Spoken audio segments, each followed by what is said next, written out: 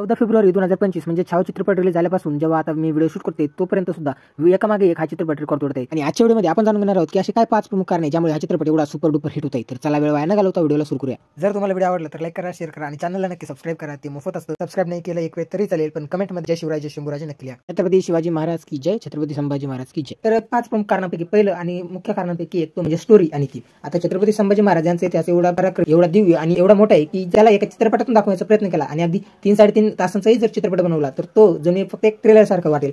पण या चित्रपटाने जी कहाणी आणि जी घटना छावा चित्रपटात निवडली ती दाखवली आणि त्यावरून सर्वांना संभाजीराजेंबद्दल अंदाज येऊन गेला त्यांचं आयुष्य आणि त्यांचा इतिहास कसा असेल. आणि सेकंड हाफ मध्ये दाखवलेल्या कथेत ज्यात संभाजीराजेंवर प्रतारणा केली जाते, जखमांवर मीठ चोळले जाते, पण शंभूराजांनी धर्म सोडला नाही आणि कविकलेसोबतची मैत्री आणि त्यासोबतची जुगलबंदी कविता आणि ते बघून फक्त महाराष्ट्रातीलच नाही तर संपूर्ण भारतातील जनता ज्यांनी हा चित्रपट बघितला त्यांच्या डोळ्यात पाणी आल्याशिवाय मला वाटत नाही की कुणी असू शकतं. दुसरा महत्त्वाचं कारण म्हणजे अभिनय आणि परफॉर्मन्स. या चित्रपटात कास्ट केलेले प्रत्येक अभिनेत्री या त्या कॅरेक्टरसाठी सुटेबल कशा शकतात यावर जोर गेला असं दिसून येते. आणि मुख्य भूमिका म्हणजे छत्रपती संभाजी महाराजांचं पात्र फक्त अभिनय नाही तर ते जगलंय विकी कौशल्य आणि त्यामुळे लोकांना एक कनेक्ट होण्यासाठी फार वेळ लागत नाही आणि फार म्हणजे पसंत केलं जाते विकी कौशल या पात्रासाठी. आणि माझं तर म्हणणं असं होतंय की छत्रपती संभाजी महाराज यांचं जे पात्र आहे यासाठी विकी कौशलपेक्षा डिझर्विंग मला तर नाही वाटत की कोणी दुसरं होऊ शकतं आता. आणि फक्त संभाजी महाराज रोल एवढंच नाही तर अजूनही कित्येक रोल हे मावळे हे मराठी कलाकार असल्याने एक महाराष्ट्रीयन ऑडियन्सला कनेक्ट करण्यासाठी फार काही अवघड नाही. तिसरा आणि प्रमुख कारण म्हणजे योग्य टाइम.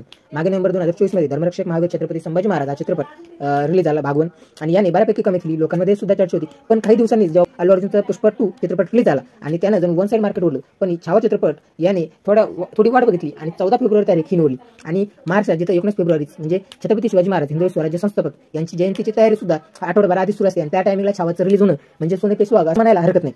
आणि ही वेळ त्यांनी निवडली याचा त्यांना फायदा झाला आणि तिकीट सुद्धा प्री बुक व्हायला लागली. तुम्ही हा व्हिडिओ कोणत्या शहरातून बघतात कमेंटमध्ये नक्की कळवा. तर विकी कौशलने छावा चित्रपटाच्या प्रमोशनसाठी कोणतीही कसर सोडली नाही असं दिसून येते. महाराष्ट्रातील छत्रपती संभाजीनगर सोबतच महाराष्ट्रातील आणि भारतातील बिहार, पश्चिम बंगाल सोबत कित्येक राज्यातील प्रमुख शहरांमध्ये प्रमोशन आणि पब्लिसिटी केली. आणि एक संदेश भेटला की हा चित्रपट फक्त महाराष्ट्रीयन किंवा मराठी ऑडियन्सला सेंटर करून केलेला नाही तर पॅन इंडिया म्हणजे प्रत्येक भारतासाठी हा चित्रपट आहे. पाचवं आणि माझं असं मत आहे की सर्वात महत्त्वाचं कारण म्हणजे डायरेक्टर आणि ऍक्ट्रेसची कास्ट. प्रत्येक चित्रपट हा फक्त स्टोरी किंवा अभिनेत्री कोणी यावर पिक्चर हिट होत नाही तर ते कॅरेक्टर त्याला जो अभिनेता आहे तो सूट होतोय का, त्या पात्रतेसाठी ऍक्टर सूट होतो का, ऍक्टर सूट होते का, हा हे एक मुख्य कारण असतं.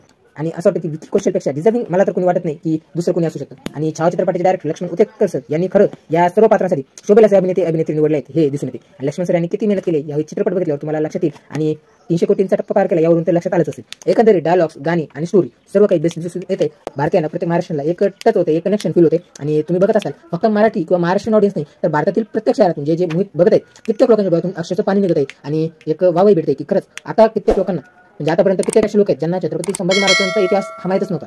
चित्रपटाद्वारे त्यांना संभाजी महाराजांबद्दल माहिती भेटली, त्यांचा इतिहास इथे बघायला भेटला, जाणवायला भेटला. तर आता व्हिडिओमध्ये एवढं तुम्ही चित्रपट बघितला की कमेंटमध्ये नक्की कळवा. चॅनलला नक्की सबस्क्राईब करा. अशा माहितीपूर्ण व्हिडिओसाठी आपण भेटूया पुढच्या व्हिडिओमध्ये. धन्यवाद.